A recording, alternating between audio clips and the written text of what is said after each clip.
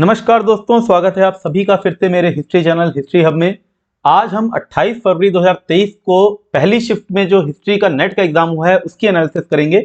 कुछ क्वेश्चंस आपने मुझे भेजे हैं, आप सभी ने कुछ क्वेश्चंस भेजे हैं, उनको मैं यहाँ पे बताऊंगा, उनके आंसर आपको बताऊंगा। ये जो क्वेश्चन पेपर था ये मॉडरेट से थोड़ा सा डिफिकल्ट लेवल पे था, क्योंकि कुछ क्वेश्चन जरूर बहुत ईजी हैं, लेकिन जो ऑप्शंस दिए थे वो इतने टफ थे कि ऑप्शंस में उलझाने की कोशिश की गई है, डेट्स में उलझाने की कोशिश की गई है, क्रोनोलॉजी के क्वेश्चंस में उलझाने की कोशिश की गई है, डेट्स बहुत आसपास इस तरह से दे दी हैं कि थोड़ा सा समझना, अगर थोड़ा सा भी ध्यान से क्वेश्चन ना पढ़े तो आदमी वो क्वेश्चन गलत कर सकता है। तो कुछ क्वेश्चन हैं, जैसे प्रथम आंग्ल बर्मा युद्ध जो हुआ था उसके कारण पूछे थे, क्या कारण थे। मुझे नहीं पता कि क्या ऑप्शन थे, लेकिन कुछ कारण ऐसे हैं, जैसे व्यापार का विस्तार चाहती थी ब्रिटिश ईस्ट इंडिया कंपनी और बर्मा में अपने व्यापार के क्षेत्र को विस्तारित करना चाहते थे।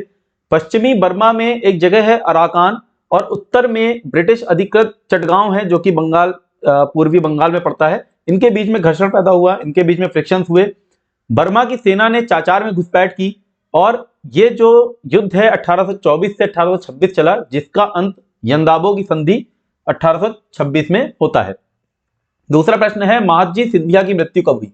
अच्छा, ये इस बार मराठा से बहुत प्रश्न आए हैं, मुगलों से कम आए हैं। मराठा, चोल साम्राज्य, इन सबसे बहुत प्रश्न आए।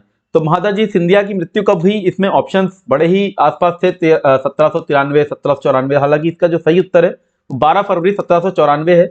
और इन्हीं से जुड़ा एक और प्रश्न भी आया था, मुगलों ने इन्हें क्या उपाधि दी। तो मुगलों ने इन्हें अमीर उल उमरा की उपाधि दी थी। शाह आलम के समय में इनको वकील बनाया हुआ था, तो ये इनकी उपाधियां थी। और ये महादजी सिंधिया जो है 1761 से लेके 1794 तक रहते हैं। इसके अलावा शायद सलबाई की संधि के ऊपर भी प्रश्न आया था, जिसको मैं पहले भी करवा चुका हूं, 1782 में हुई थी, जिसकी वजह से जो प्रथम आंग्ल मराठा युद्ध है वो समाप्त होता है। एक प्रश्न कोहिनूर हीरे पे आया है कि अंग्रेजों को ये युद्ध किस युद्ध में प्राप्त हुआ, और ये मैं पूरा का पूरा कोहिनूर हीरे का इतिहास पढ़ा चुका हूं आपको, अलाउद्दीन खिलजी से लेके और अंग्रेजों तक, किस समय कहां से मिलता है। वारंगल में प्रताप रुद्रदेव कब देता है मलिक कफूर को, उसके बाद वो कहां कहां एक एक करके जाते जाते आखिरी में अंग्रेज उसको लेते हैं लॉर्ड डलहौजी द्वितीय आंग्ल सिख युद्ध में, और राजा दिलीप सिंह जो होते हैं वो 1849 में इसको लाहौर की संधि के तहत लॉर्ड डलहौजी को सौंप देते हैं। एक प्रश्न आया है प्रबोध चंद्रोदय किसकी रचना है। तो ये कृष्ण मिश्रा की रचना है, कृष्ण मित्रा भी बोलते हैं, और ये 11वीं सदी में लिखा गया संस्कृत का एक नाटक है जिसमें 6 खंड हैं।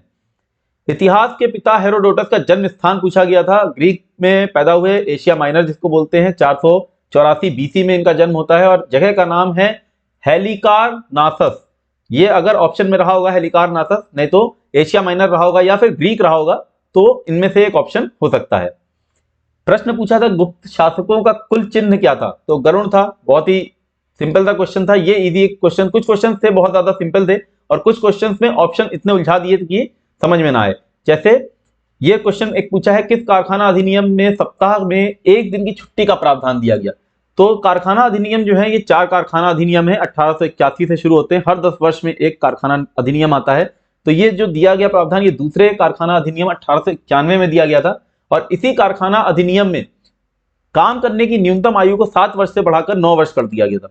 तो ये बहुत ज्यादा महत्वपूर्ण है, जितने भी अधिनियम बने हैं जो कि ब्रिटिश भारत में बने, ये बहुत ज्यादा पूछे जाते हैं। और इस बार क्रोनोलॉजी के ऊपर भी क्वेश्चन मॉडर्न इंडिया में बहुत ज्यादा पूछे गए हैं। हालांकि मुझे कोई बता नहीं पाया है क्या क्या ऑप्शन थे, और इसी से ये चीज एकदम सिद्ध होती है कि जो पेपर था वो बहुत ज्यादा इजी नहीं था, क्योंकि आप लोगों को अभी भी क्वेश्चन ज्यादा याद नहीं है, ऑप्शन भी ज्यादा याद नहीं है। जैसे जैसे आपको ये क्वेश्चन याद आते जाएं, आप मुझे टेलीग्राम ग्रुप पे ही बता सकते हैं, या फिर यहाँ पे कमेंट सेक्शन में ही बता सकते हैं। और एक क्वेश्चन ये भी था, कोर्ट ऑफ डायरेक्टर्स ने डलहौजी को किसके विलय की आज्ञा नहीं दी थी। तो नहीं दी थी इंपॉर्टेंट है, ये चीज आप थोड़ा सा पढ़ेंगे। और जैसे हमको पता है कि लॉर्ड डलहौजी की जो हड़प की नीति थी उसके तहत उसने बहुत सारे राज्यों का विलय कर लिया था, झांसी है, सतारा है। तो जो आज्ञा नहीं दी थी वो करौली की नहीं दी थी। रामोसी विद्रोह के नेता पूछे थे, और ये तो मेरे ख्याल से एकदम इजी सा क्वेश्चन है।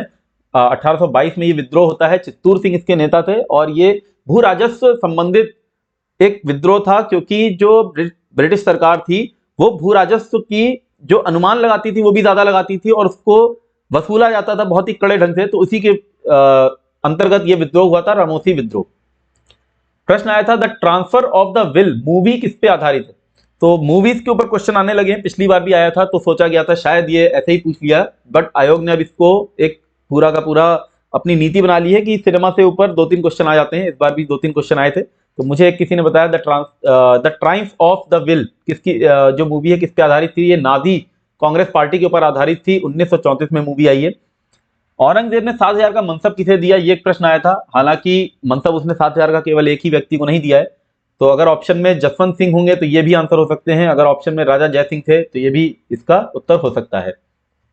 प्रश्न है ब्रह्म समाज किसका उत्तरवर्ती था, ये प्रश्न पूछा गया था, ब्रह्म समाज किसका उत्तरवर्ती था, तो आत्मीय सभा का उत्तरवर्ती था ये। Gandhi leadership and Congress socialist party किसने लिखा, ये एक निबंध है, ये किसने लिखा है ये पूछा गया था, तो ये लिखा है जयप्रकाश नारायण ने। प्रश्न आया था पाषाणकालीन स्थल पैसरा कहाँ स्थित है, ये एक छोटा सा सिंपल सा क्वेश्चन है, पहले भी इस तरह के बहुत क्वेश्चन आ चुके हैं पैसरा के ऊपर, ये PYQ भी है और ये बिहार में स्थित है। इसके अलावा एक क्वेश्चन आया है अभिलेख के ऊपर, अभिलेख के ऊपर क्वेश्चन आया है कि कौन सा अभिलेख पूजा प्रशस्ति और निर्माण से संबंधित है, तो ऑप्शन थे नानाघाट अभिलेख, हाथी गुम्फा और घुसौंडी। तो इसमें से हाथी गुम्फा जो अभिलेख है ये पूजा प्रशस्ति भी है और ये निर्माण से संबंधित भी है, क्योंकि इसमें खारवेल के निर्माण कार्यों को भी बताया गया है और ये उसकी प्रशस्ति के ऊपर भी है, और इसमें जैन मूर्ति पूजा का भी हमको साक्ष्य मिलता है। तो ये थोड़ा सा कॉन्सेप्चुअल क्वेश्चन था, यदि आपने हाथी गुम्फा अभिलेख के बारे में जाना होगा तो ये आप इसको अप्लाई कर सकते हो अपने दिमाग को और ये इसका आंसर आप लगा सकते हो, ठीक, हाथी गुम्फा अभिलेख। प्रश्न पूछा सरंजाम क्या था, टर्मिनोलॉजीज के ऊपर क्वेश्चन है। सरंजाम आया था और आई थिंक किसी ने मुझे बताया शायद जमा और हासिल भी पूछा था। तो जमा और हासिल आपको पता है मुगलों के समय में जो भू राजस्व की जो व्यवस्था थी उसमें जमा और हासिल एक शब्द है जो इस्तेमाल किए जाते थे। तो भू राजस्व कितना मिलेगा हमको इसका अनुमान लगाना वो जमा था, और कितना एक्चुअली मिला वो हासिल कहलाया जाता था। जबकि सरंजाम जो है ये मराठा राज्य व्यवस्था से संबंधित है, उनकी कर व्यवस्था में एक महत्वपूर्ण शब्द था सरंजाम।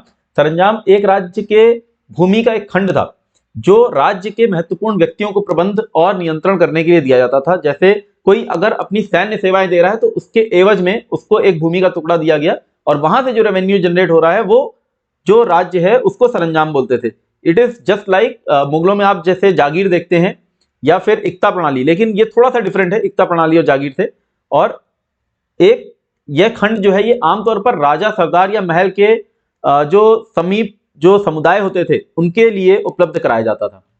तो इस तरह से कुछ क्वेश्चन आए थे, क्रोनोलॉजी बेस्ड क्वेश्चन थे, कॉन्सेप्चुअल क्वेश्चन थे, फैक्चुअल क्वेश्चन भी थे, मैच द फॉलोइंग टाइप थे और सिनेमा के ऊपर क्वेश्चन थे। तो जो मुझे अभी तक पता चले हैं ये मैंने डाल दिए हैं इसके आंसर। जैसे जैसे आप मुझे और भी क्वेश्चन बताते जाएंगे, चाहे आप यहाँ कमेंट सेक्शन में बता दीजिए या फिर मेरे टेलीग्राम चैनल का लिंक दिया हुआ है कमेंट सेक्शन में, आप वहां पे भी आके जुड़ के हम इसको ये चीज डिस्कस कर सकते हैं। और इन सब के ऊपर बहुत सारी क्लासेस हमने ली भी हुई हैं। मॉडर्न हालांकि मैंने बहुत कवर नहीं किया है, इस एग्जाम में बहुत ज्यादा मॉडर्न से पूछा गया था, लेकिन जितना भी मैंने कवर किया है मॉडर्न से उससे भी कुछ क्वेश्चंस आपको देखने को मिल जाएंगे। जैसे मैंने हाथी गुम्फा अभिलेख के ऊपर एक छोटी सी क्लास ली थी, मुश्किल से 6 या 7 मिनट की थी, बट उसमें सब कुछ मैंने बता दिया था, तो आपको क्वेश्चन वहां से मिल सकते हैं।